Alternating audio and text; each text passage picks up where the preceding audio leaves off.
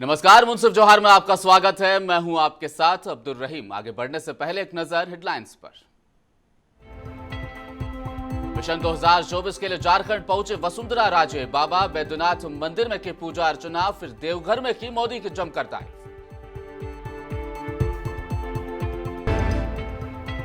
जनसंवाद कार्यक्रम में राज्यपाल सीपी राधाकृष्णन ने कहा, जनता को अब राजभवन आने की जरूरत नहीं, राजभवन खुद गांव की ओर चल पड़ा।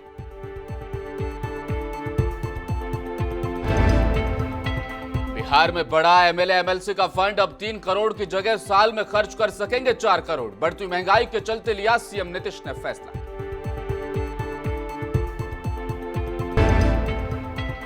और 16 जून को नीतीश सरकार का मंत्रिमंडल विस्तार, संतोष मांझी की जगह लेंगे जेडीयू एमएलए रत्नेश सदा।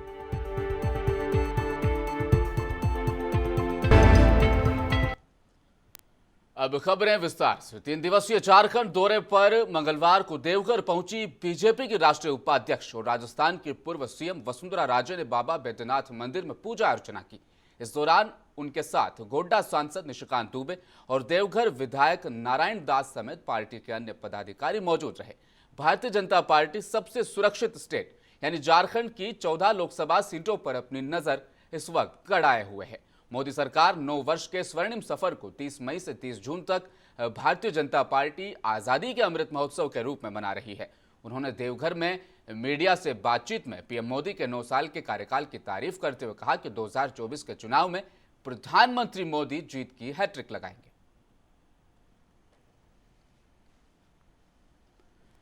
और धनबाद निरसा विधानसभा क्षेत्र अंतर्गत मुगमा स्थित डाक बंगला में भाजपा द्वारा निरसा विधायक अपर्णा सेनगुप्ता की अगुवाई में संयुक्त मोर्चा सम्मेलन कार्यक्रम का आयोजन किया गया। इस कार्यक्रम में निरसा विधानसभा के सभी मंडलों के कार्यकर्ताओं ने हिस्सा लिया। कार्यक्रम की शुरुआत करते हुए मंच के माध्यम से विभिन्न वक्ताओं ने प्रधानमंत्री मोदी के 9 साल के कार्यों की उपलब्धियों को गिनवाया और साथ ही यह भी कहा कि संगठन को और अधिक मजबूत करने के लिए काम करें।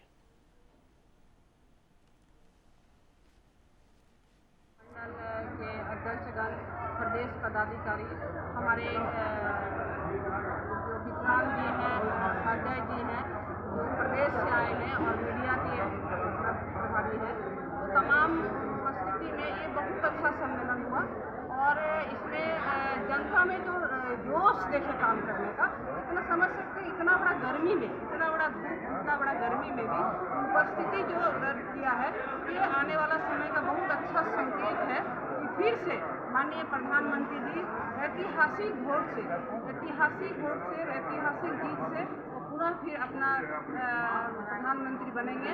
और फिर राज्य में जो भ्रष्टाचार की सरकार है, जो गठबंधन की सरकार है, इस गठबंधन सरकार। निरसा विधानसभा अंतर्गत ईसीएल कापासारा आउटसोर्सिंग में भी सीआईएसएफ और गल्फरबाड़ी पुलिस की मौजूदगी में 4 दिनों से बंद कोयला ट्रांसपोर्टिंग को शुरू किया। सूचना पाकर स्थानीय ग्रामीण महिलाएं झारखंड कोलियरी मजदूर यूनियन ईसीएल जोन के केंद्रीय उपाध्यक्ष लेखी देवी के नेतृत्व में आंदोलनरत मजदूरों के समर्थन में आउटसोर्सिंग वो पहुंची और नारेबाजी करते हुए ट्रांसपोर्टिंग रोक दी गई। मंगलवार को जामुमू धनबाद पूर्व जिलाध्यक्ष रमेश टूडू मजदूरों के समर्थन में कापासारा ओसीपी पहुंचे और ईसीएल प्रबंधन और ओसीपी प्रबंधन को आड़े हाथों लिया। काम कर रहे थे उनके साथ जिस प्रकार से कंपनी के गुंडे द्वारा मारपीट किया गया, बाथरूम में घुसा करके मारा गया, अखबारों के माध्यम से आप लोग के सम्मानित चैनल और अखबारों के माध्यम से पता चला है। जिस प्रकार से ये लोग दुर्व्यवहार किए हैं, ये काफ़ी निंदनीय है। और झारखंड मुक्ति मोर्चा खास करके रैयतों के हित में, मजदूरों के हित में, स्थानीय ग्रामीणों के हित में हमेशा खड़े रही है। अत्याचार अनाचार के खिलाफ पे हमेशा लड़ती रही है। इसी लेकर के जिस प्रकार से यहाँ पर आउटसोर्सिंग के कंपनी के गुर्गे यहाँ मनमाना कर रहे हैं। अगर एक झोला अगर कोयला जलावन के लिए ले जा रहा मजदूर कोयला अगर ले जा रहा है एक झोला, तो उसके लिए मारपीट किया जाता है। यहाँ गाड़ी के गाड़ी पार हो रहा है, मैनेजमेंट के साथ गार्ड के साथ आउटसोर्सिंग के जो प्रबंधन है वो पार करवा रहे हैं, ये देखा नहीं जाता है। हम लोग चाहें तो सब हुक्का पानी बंद कर देंगे। यहाँ मजदूरों के हित में हम लोग इतना दिन। और जमशेदपुर के घाटशिला पहुंचे मंत्री हफीजुल हसन फुटबॉल खेल प्रतियोगिता आयोजन में वो शामिल हुए और खिलाड़ियों का हौसला अफजाई की। घाटशिला अनुमंडल के आदिवासी गावंता क्लब की ओर से गालूडी आंचलिक मैदान में फुटबॉल प्रतियोगिता का आयोजन किया गया। फुटबॉल मैच में मुख्य अतिथि के रूप में अल्पसंख्यक कल्याण विभाग, निबंधन और पर्यटन, कला, संस्कृति, खेलकूद विभाग के मंत्री हफीजुल हसन भी शामिल हुए। मंत्री हसन का आदिवासी परंपरा के अनुसार पारंपरिक नृत्य के साथ स्वागत किया गया। हम लोग अभी करने जा रहे हैं हर डिस्ट्रिक्ट में। अभी ये प्लानिंग है माननीय मुख्यमंत्री जी का और मेरा भी, वो उन्हीं का दिशा निर्देश से चल रहा है। और वो खेल में बहुत इंटरेस्ट, पर्यटन में भी बहुत इंटरेस्ट रख रहे हैं और दिशा निर्देश उनका मिलता रहता है। उनका कहना है कि हर ज़िला में जो ज़िला जिस टाइप का खेल का इंटरेस्टेड है, जैसे खूंटी ज़िला हुआ, सिमडेगा हुआ, उधर हॉकी का ज़्यादा है, तो वहाँ हॉकी के लिए हम लोग ज़्यादा से ज़्यादा बच्चे खेल सके, उसके लिए हम लोग जिला लेवल का। झारखंड की राजधानी रांची के मोरहाबादी स्थित सेंट्रल लाइब्रेरी में बिल्डिंग का एक हिस्सा टूटकर गिर गया, जिससे वहां मौजूद एक छात्र की मौत हो गई। इस घटना के बाद वहां मौजूद छात्र घायल साथी को अस्पताल लेकर जा रहे थे, लेकिन घायल छात्र ने रास्ते में ही दम तोड़ दिया। इसके बाद वहां मौजूद छात्रों ने प्रदर्शन शुरू कर दिया।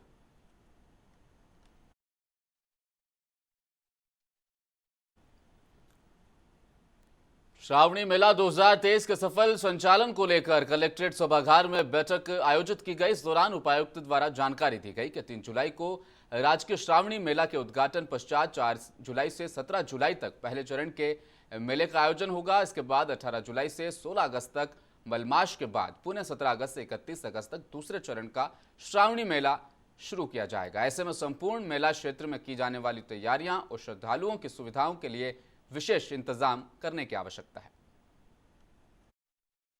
श्रावणी मेला 2023 जिसका उद्घाटन 3 जुलाई को शुरू हो रही है और समाप्ति 31 अगस्त तक लगभग 2 महीने चलेगी, क्योंकि इस बार जो पुरुषोत्तम मास या मलेमास जो है 1 महीना बीच में पड़ रही है। और अभी जितने भी रूट लाइन में जो और होल्डिंग पॉइंट्स में जहाँ जहाँ पंडाल लगेगी, बैरिकेडिंग होगी और ये जो होल्डिंग पॉइंट्स जो बनेगी, सभी जितने भी एजेंसीज और सीसीटीवी जो है उन सब के साथ हम लोगों ने बैठक की है, ताकि किसी तरह का भी कोई समस्या नहीं हो। सुरक्षा का इंफ्रास्ट्रक्चर से बहुत हैरान आता है। जितना मजबूत इंफ्रास्ट्रक्चर होता है उतना ज़्यादा हम लोग सुरक्षा के प्रति आश्वस्त हो सकते हैं। इसीलिए ये कंपोजिट बैठक की गई है, जिसमें सभी डिपार्टमेंट्स का अपना अपना रोल है। फायर हो गया, पीडब्ल्यूडी हो गया, इलेक्ट्रिसिटी हो गया, पुलिस हो गई। तो ये एक कंपोजिट टीम हम लोग बना रहे हैं, जो जितने संवेदक हैं उनके काम को डेली बेसिस पे मॉनिटर करेगी। और मैं और उपायुक्त महोदय के द्वारा भी लगातार भ्रमण करके इसको डेली बेसिस पे चेक किया जाएगा। राजकीय श्रावणी मेला 2023 जिसका निर्धारित कार्यक्रम के तहत झारखंड के राज्यपाल सीपी राधाकृष्णन जिले के मयूरहंड प्रखंड के कर्मा पंचायत सचिवालय में आयोजित जनसंवाद कार्यक्रम में बतौर मुख्य अतिथि शामिल हुए। महामहिम के आगमन पर सबसे पहले उन्हें गार्ड ऑफ ऑनर से नवाजा गया। जनसंवाद कार्यक्रम को संबोधित करते हुए राज्यपाल सीपी राधाकृष्णन ने कहा कि झारखंड की जनता को अब राजभवन आने की जरूरत नहीं पड़ेगी। जनता की समस्याओं से अवगत होने के लिए राजभवन अब खुद गांव की ओर चल पड़ा है। जनसंवाद कार्यक्रम के तहत जनता से सीधी वार्ता की जा रही है।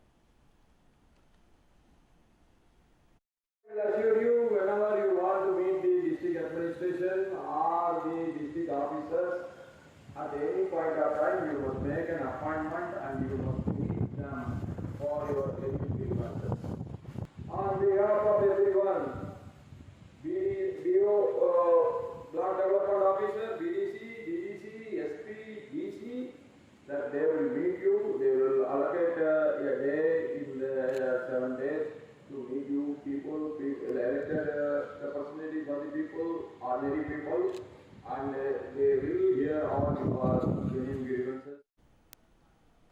14 जून 2019 को नक्सली घटना में शहीद हुए झारखंड के जवानों को तिरुल्डी थाना परिसर में श्रद्धांजलि दी गई और 2 मिनट का मौन रखा गया। तिरुल्डी थाना क्षेत्र के कुकड़ू साप्ताहिक हाट बाजार में नक्सलियों ने पुलिस गश्ती पर धावा बोलकर इस घटना को अंजाम दिया था। वहीं इस घटना में 2 एएसआई और 3 पुलिसकर्मी शहीद हो गए थे।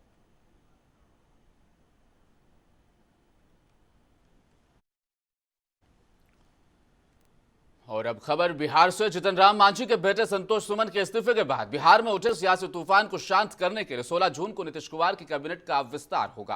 कैबिनेट में संतोष सुमन की जगह रत्नेश सादा को मंत्री बनाया जाएगा। 16 जून को रत्नेश सादा 10:30 बजे शपथ ग्रहण करेंगे। सादा के शपथ ग्रहण में बिहार के सीएम नीतीश कुमार, उप मुख्यमंत्री तेजस्वी यादव समेत महागठबंधन के बड़े नेता मौजूद रहेंगे।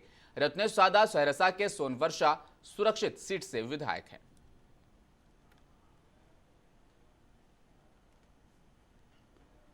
हम पार्टी के प्रदेश अध्यक्ष संतोष मांझी के मंत्रिमंडल से इस्तीफा देने पर कांग्रेस विधायक अजीत शर्मा ने बयान दिया। उन्होंने कहा कि अभी सभी पार्टियों को एक होकर 2024 में बीजेपी को हटाने के लिए मजबूती से काम करने की जरूरत है। इसके साथ ही उन्होंने कहा कि जीतन राम मांझी बड़े नेता हैं, वहीं अभी के समय में सभी को एकजुट रहने की जरूरत है।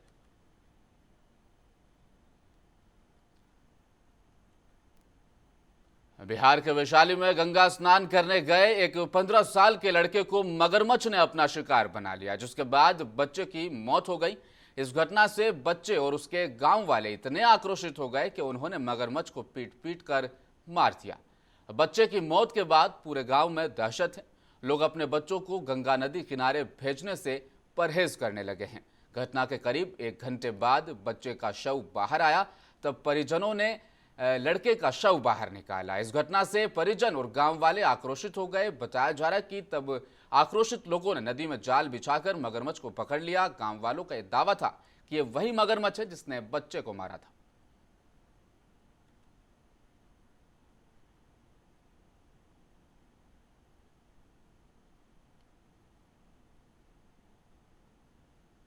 अधिकारी वहाँ पहुँचे हैं, जो भी हुआ है उसकी छानबीन चल रही है। इस पे हम लोग कार्रवाई भी करेंगे और जो भी उसमें इस चीज़ों के लिए जो लोगों ने भी ज्ञानतावश जो भी किया हो उसके लिए मतलब मेरी पुनः आग्रह है कि अगर कोई भी वन्य प्राणी किसी को भी कहीं भी किसी भी क्षेत्र में मिल रहा है तो प्लीज़ हमें कांटेक्ट करें और उसकी जानकारी हमें दें। हम इससे रेस्क्यू करेंगे और जितना जल्दी पॉसिबल हो सकता है। बिहार में एमएलए एमएलसी को अब अपने क्षेत्र के विकास के लिए हर साल 4 करोड़ रुपए मिलेंगे। पहले ये राशि 3 करोड़ रुपए हुआ करती थी। मंगलवार को यानी कल सीएम नीतीश कुमार की अध्यक्षता में हुई कैबिनेट की बैठक के बाद यह फैसला लिया गया। इसके बारे में कैबिनेट विभाग के अपर मुख्य सचिव डॉक्टर एस सिद्धार्थ ने बताया कि भवन निर्माण सामग्री यानी ईंट, पत्थर, सीमेंट के महंगे हो जाने के चलते 3 करोड़ रुपए में विकास कार्य करने में कठिनाइयां हो रही थी, जिसके बाद सरकार ने अब यह फैसला लिया है। इसके बाद इस योजना में हर साल 954 करोड़ की जगह अब 1274 करोड़ रुपए खर्च होंगे। ब्रेक के बाद फिर से स्वागत है। केंद्र की भाजपा सरकार के 9 साल पूरे होने पर उपलब्धियों को गिनवाते हुए भाजपा एमएलसी डॉक्टर दिलीप कुमार जायसवाल ने कहा कि प्रधानमंत्री मोदी के नेतृत्व में ये 9 साल का कार्यकाल सेवा, सुशासन और गरीब कल्याण को समर्पित रहा। उनके कार्यकाल में कई ऐतिहासिक काम गरीबों और वंचितों को केंद्रित करके किया गया, जिससे उन लोगों के जीवन स्तर को काफी फायदा मिला।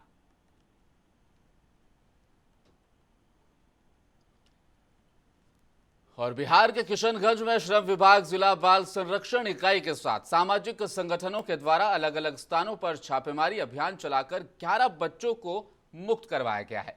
जिला बाल संरक्षण अधिकारी रविशंकर तिवारी ने बताया कि बाल श्रम उन्मूलन सप्ताह के तहत जिले में अभियान चलाया जा रहा है, जिसके अंतर्गत ये कार्रवाई की गई। उन्होंने बताया कि सभी मुक्त करवाए गए बच्चों की जांच करवाई जाएगी और 14 साल से कम उम्र के बच्चे यदि पाए जाते हैं तो उन सभी बच्चों को बाल कल्याण समिति के समक्ष प्रस्तुत करते हुए अग्रसर कार्रवाई की जाएगी।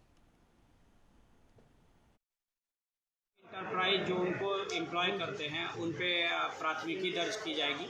अगर उन प्राथमिकी के बाद आगे की प्रक्रिया में सामान्यतः उनको जुर्माना लगाया जाता है और हिदायत दी जाती है कि आगे वो नहीं करवाएंगे। अगर आगे भी वो इस तरह का काम करवाएंगे तो जुर्माने से आगे बढ़कर उनको कारावास दिया जा सकता है। आज के रेस्क्यू टीम में जैसा कि डीएसएस सर बताए कि सभी सदस्य थे। विभिन्न दुकानों जैसे प्रेमपुर के पास में 4 दुकान, लोहारपट्टी में 1 दुकान, एक खगड़ा स्टेडियम के पास में 1 गैरेज, 2 रामपुर चेक पोस्ट के पास में 2 गैरेज, ऐसे जगह से आज का को विमुक्त कराया गया है। दुकान का नाम याद नहीं है, अभी जांच चल रही है, लिखा जा रहा है।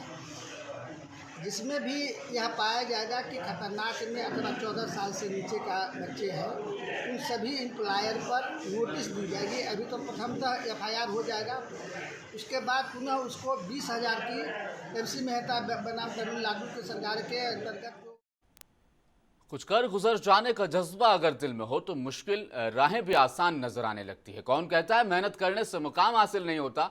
इच्छा शक्ति अगर हो तो बड़े से बड़ा मुकाम हासिल किया जा सकता है। ऐसे ही दृढ़ संकल्प के साथ बिहार का एक युवक अपने बुलेट मोटरसाइकिल से मीलों की दूरी तय करता जा रहा है। राजा महाराजाओं के दौर बड़ी से बड़ी दूरी यूं ही तय कर ली जाती थी। ठीक उसी तरह अररिया जिले के रहने वाले रविकांत अपनी बुलेट मोटरसाइकिल से मीलों की दूरी तय कर रहे हैं। अपनी फटफटिया बुलेट लेकर जब रविकांत सड़कों पर निकलते हैं, उन्हें देखने के लिए लोगों की भीड़ जुट जाती है। वो पर्यावरण को जागरूक करने का काम भी कर रहे हैं। मैंने 15,000 की दूरी तय कर चुका हूँ और राइडिंग के सबसे पहले मुझे लगा कि 2 राइडर आए हुए थे, साइकिल से राइडर। मुझे लगा कि नहीं, कुछ करना चाहिए, अलग करना चाहिए, तो उस लेवल पे मैंने उसको एक अपना एम बनाया। अब तक किन किन जगहों पर आप जा चुके हैं? मैंने अब तक 2 बार लद्दाख राइड किया हूँ। इधर दार्जिलिंग वगैरह में जाता रहता हूँ और इधर पटना।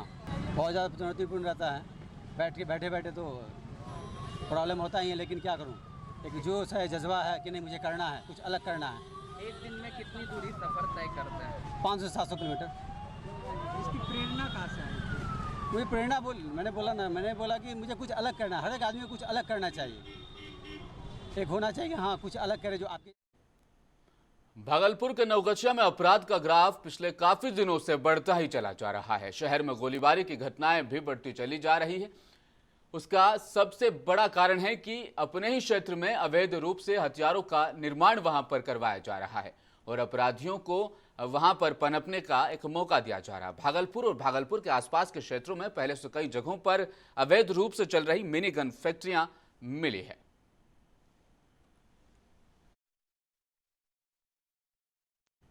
भागलपुर सदर अस्पताल में एनएम फर्स्ट ईयर की छात्राओं ने अपनी समस्याओं को लेकर सिविल सर्जन के पास वो पहुंची और वार्डन पर कई गंभीर आरोप लगाए।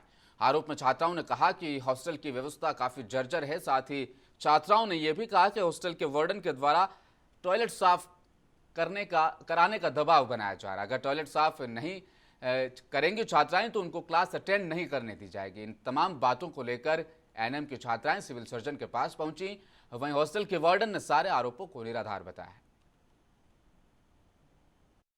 वहाँ पे फोर्स किया जाता है, तुम लोग बाथरूम साफ करोगी। हम लोग यहाँ पढ़ने आए हैं, बाथरूम और वॉशरूम हम साफ करने नहीं आए हैं। यहाँ तक कि घास है, आगे में घास तक छिलवाया जाएगा। हम लोग को बोला गया घास छीलो। हम लोग क्या इसी के लिए यहाँ पे आए हैं? मैम लोग बोलती है और सीनियर लोग भी करवाती है। ये सीनियर और जूनियर दोनों का बाथरूम साफ करने के लिए हम लोग को बोला जा रहा है और हम लोग के नहीं करने पे हम लोग को पनिशमेंट दिया गया है कि अगर नहीं करोगी तो तुम लोग को पनिशमेंट है कि खाना बंद होगा। और लाइट तक आज काट लिया गया है और खाना तक आज बंद है हम लोग का, और अटेंडेंस भी काट लिया जाएगा और क्लास भी बंद रहेगा और मार्क्स भी काटेगा। और एक 5 लड़की है हम लोग में जो साफ की है, तो उस लोग से पर्सनली 5 का नंबर मांगा गया है कि कौन सा रोल नंबर है, तुम दे देना, तुम लोग का सिर्फ। भागलपुर में एक तरफ तपती गर्मी और चिलचिलाती धूप है और बारिश की थपेड़ों ने धूप की तपिश को कम तो जरूर किया, लेकिन दूसरी तरफ उमस भरी गर्मी अभी भी बरकरार है। उमस भरी गर्मी के बीच शहर के कई वार्डों के लोग पानी के लिए त्राहिमाम मचा रहे हैं। उन्हें पीने योग्य पानी नहीं मिल पा रहा। पीने योग्य पानी को ऊपर करने के लिए लोगों को कई किलोमीटर चलकर पानी की व्यवस्था करनी पड़ती है। जल संकट से तंग होकर शहरवासी आज अपनी मांगों को लेकर भागलपुर के नगर निगम परिसर पहुंचे। वार्ड नंबर 35 हरिजन टोला घुमटी नंबर 2 की कुछ महिलाएं पुरुष भागलपुर के महापौर डॉक्टर वसुंधरा लाल से मिलने उनके दफ्तर पहुंचे और अपने जल संकट के बारे में उनको बताया। पानी के लिए बहुत परेशान है और 1.5 महीना 2 महीना से हम लोग का पानी का प्रॉब्लम हो रहा है। हम लोग के उधर जो बैठा हुआ है वो जो नल जो है उसमें प्रॉब्लम आया है तो कोई देखा सुनी नहीं हो रहा है। हाँ, सब सूचना है। 4 दिन पहले भी हम लोग बोले हुए हैं, मुखिया जी को बोले कि पानी पहुंचा देंगे, लेकिन अभी तक पानी नहीं पहुंचाया। 2-3 बार कॉल भी किए, इनके प्रदीप के भी फोन से कॉल किया है, लेकिन वो भी नहीं फोन उठाते हैं। हम लोग भी अभी और एक मोहल्ले से लड़का फोन किया, उनका भी कॉल नहीं उठा रहा है। हम लोग पानी के लिए परेशान हो रहे हैं सुबह से, न खाना बन रहा है, न कोई पीने के लिए परेशान है। बहुत चीज का तकलीफ हो रहा है बिना पानी का। 35 नंबर वार्ड हरिजन टोला गुमटी नंबर 2 महीना से हम लोग बहुत परेशान हैं। मुखिया के यहाँ जाते हैं तो मुखिया टार मटोर करता है, कहता मैडम के यहाँ मिलिए। मैडम से आए मिलने के लिए, तो मैडम है भी नहीं अभी, बोलती है 3 बजे आएंगे। तो हम लोग आकर के बाद में बैठते हैं। प्याजू वाला जो है पानी से। और मुंसिफ जोहार के अंतिम क्षणों में एक बार फिर नजर हेडलाइंस पर। मिशन 2024 के लिए झारखंड पहुंची वसुंधरा राजे, बाबा बैद्यनाथ मंदिर में की पूजा अर्चना, फिर देवघर में की मोदी की जमकर तारीफ। जनसंवाद कार्यक्रम में राज्यपाल सीपी राधाकृष्णन ने कहा, जनता को अब राजभवन आने की जरूरत नहीं, राजभवन खुद गांवों की ओर चल पड़ा।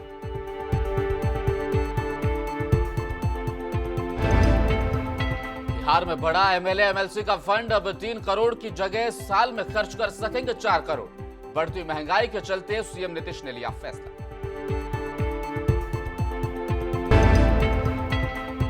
16 जून को नीतीश सरकार का मंत्रिमंडल विस्तार, संतोष मांझी की जगह लेंगे जेडीयू एमएलए रत्नेश सदा।